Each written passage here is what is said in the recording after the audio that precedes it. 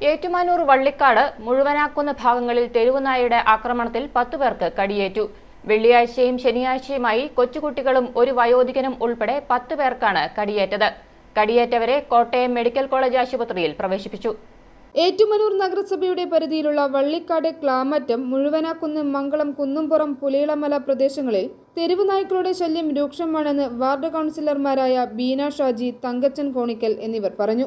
ഇന്നലെ വൈകുന്നേരം 3:30 മണിക്കാണ് നമ്മൾ മഴുവനക്കുന്നല്ല മംഗളത്തിൻ്റെ ഭാഗത്ത് ഒരു കുഞ്ഞിനെ കടിക്കുകയും അവൻ്റെ അമ്മ ഓടി വന്ന കുഞ്ഞിനെ രക്ഷപ്പെടുത്താൻ വേണ്ടി വന്നപ്പോൾ അമ്മേനെ കടിക്കുകയും പിന്നെ അവിടെ നിന്നൊരാൾ ഒരു വ്യക്തിയെ കടിക്കുകയും ചെയ്തു.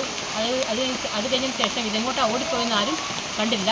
ഇന്ന് രാവിലെ നമ്മുടെ മഴുവനാക്കുന്ന ഭാഗത്ത് ഒരു അമ്മയും കുഞ്ഞും കടയിൽ വന്നപ്പോൾ ആ പട്ടി വന്ന് അവരെ ഗുണമാനം കടിക്കുകയും ബാക്കി കടയിൽ വന്നിരുന്ന ആൾക്കാരെ ഒക്കെ കടിക്കുകയും 4 പേരെ കടിക്കുകയുണ്ടായി. പോകുന്ന വഴിക്കുള്ള പട്ടികളെയൊക്കെ കടിക്കുകയുണ്ടായി.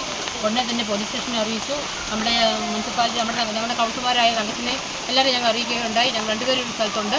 ഉടനെ തന്നെ നമ്മുടെ ജെയിൻ ചേട്ടൻ എന്ന് പറഞ്ഞ ചേട്ടനെ ഞങ്ങൾ ബന്ധപ്പെടുകയും പുള്ളി രാവിലെ പട്ടി പിടിക്കാനായിട്ട് വരികയും അങ്ങനെ പട്ടിയെ സാഹസികമായിട്ട് അവർ കീഴ്പ്പെടുത്തുകയും ചെയ്തു. കൗൺസിലർമാരുടെ നിർദ്ദേശപ്രകാരമാണ് കടിയേറ്റവർ കോട്ടയം മെഡിക്കൽ കോളേജ് ആശുപത്രിയിൽ ചികിത്സ തേടിയത്.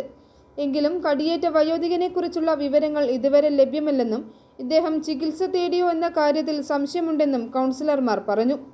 സംഭവം അറിഞ്ഞയുടൻ വാർഡ് കൗൺസിലർമാർ നഗരസഭാ അധികൃതരെ വിവരം അറിയിച്ചു. ഇതിനെ തുടർന്ന് നായ്ക്കളെ പിടികൂടുന്നതിൽ വൈദഗ്ധ്യമുള്ള ഒരാളെ വിളിച്ചുവരുത്തി ആക്രമണം നടത്തിയ നായയെ പിടികൂടി. ചത്ത നായയെ തിരുവല്ലയിലെ ലബോറട്ടറിയിൽ പരിശോധനയ്ക്കായി കൊണ്ടുപോയിട്ടുണ്ട്. കടിയേറ്റു എന്ന് സംശയിക്കുന്ന മറ്റ് നായ്ക്കൾക്ക് പ്രതിരോധ കുത്തിവയ്പ് നൽകി. ഏറ്റുമാനൂർ നഗരസഭയിലെ വിവിധ പ്രദേശങ്ങളിൽ തെരുവുനായുടെ ശല്യം രൂക്ഷമാണെങ്കിലും കാര്യമായ പ്രതിരോധ പ്രവർത്തനങ്ങൾ നടക്കുന്നില്ലെന്ന ആക്ഷേപം ഉയരുന്നുണ്ട്.